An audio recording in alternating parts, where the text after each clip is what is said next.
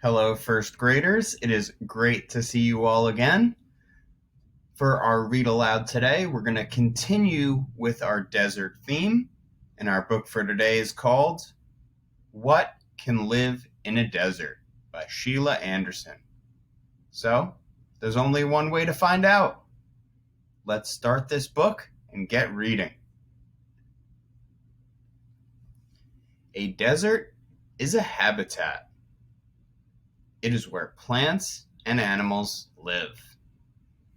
Here we have a picture of a barren desert.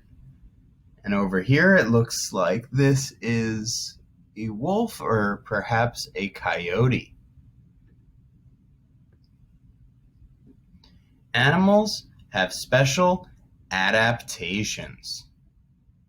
These help them live in the desert.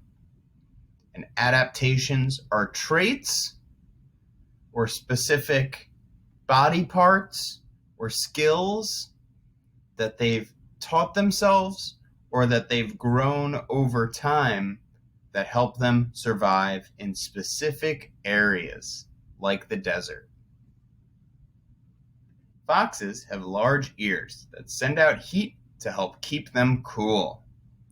Gerbils have brown coats that match the color of the sand. So here you can see these foxes and their large ears that help send out heat to help keep them cool. And this gerbil's brown coat, and as you can see, it is very similar to the color of sand, which helps them blend in. And these are two good examples of adaptations that these two animals have developed that help them survive in the desert.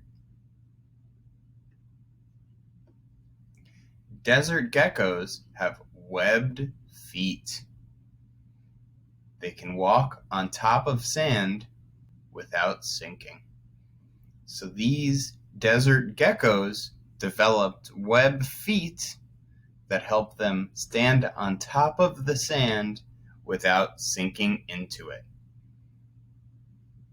It's a pretty cute gecko. It looks like he's got a little smile on his face. Kind of reminds me of the Geico gecko. Jackrabbits have long legs. Those long legs help them outrun hunters. See, that's another example of an adaptation, that these rabbits over time developed longer legs because it helps them survive. Scorpions grab insects with their pincers. And the pincers are these little claw-looking things on their hands, where their hands should be. These are called pincers because they grab like that. They kill their prey with their tails. So this is a close-up of their tail, and this is what their tail looks like zoomed out. So they'll grab an animal with their pincers, and then they sting it with their tail, and that is how they kill the animals that they want to eat.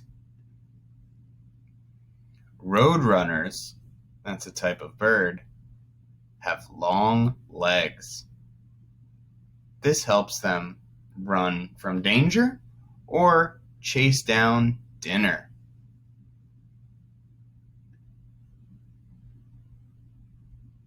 This snake, his skin is the same color as the sand. This helps the snake blend in, so when it's hunting, the animal that it is hunting, or the prey, doesn't get tipped off that the snake is trying to eat them. What other adaptations help animals live in the deserts? Let's find out. Here it says, camel adaptations. Camels store fat in humps on their back. They use the fat for energy when they can't find food. Camels have 2 rows of eyelashes on each eye, and those eyelashes keep sand out of the camel's eyes. And lastly, camels use flat, wide feet to walk on the sand without sinking in. So let's look back at our diagram. These are the humps on camels' backs where they store fat.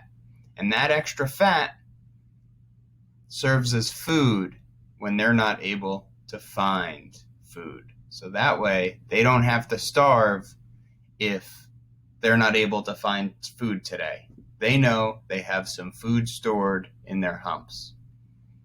These are the eyelashes, which help keep sand out of their eyes, and their wide feet. Neat, it says. Neat indeed. And wow, here are some fun facts. Let's go through them together, shall we? Some desert lizards swim through the sand. This is because the sand below the surface is cooler than the sand on top. Some desert snakes hop, so they have less contact with the hot sand. Kangaroo rats only come out at night when the temperature is cooler. Rattlesnakes sleep deeply during the winter, when deserts can be very cold. Cactus wrens make nests on cactuses. Tough, scaly skin on their legs keeps them from being poked by the cactus's spines. And those spines are the thorns that you see on cactuses. They're called spines. Rattlesnakes have rattles on the end of their tails. They shake the rattles to scare off hunters. The coats of coyotes and the coats of mountain lions are the color of the desert, and this helps them blend in while they're hunting. Here is our glossary.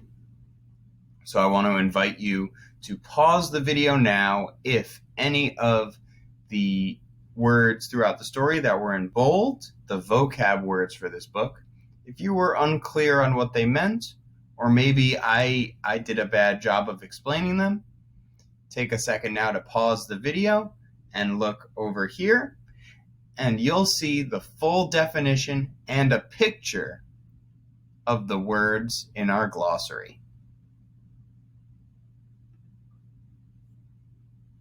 And that's it for our book. I hope that you had a great time listening. As always, I really enjoyed the opportunity to read to you and learn a little bit more about animals in the desert.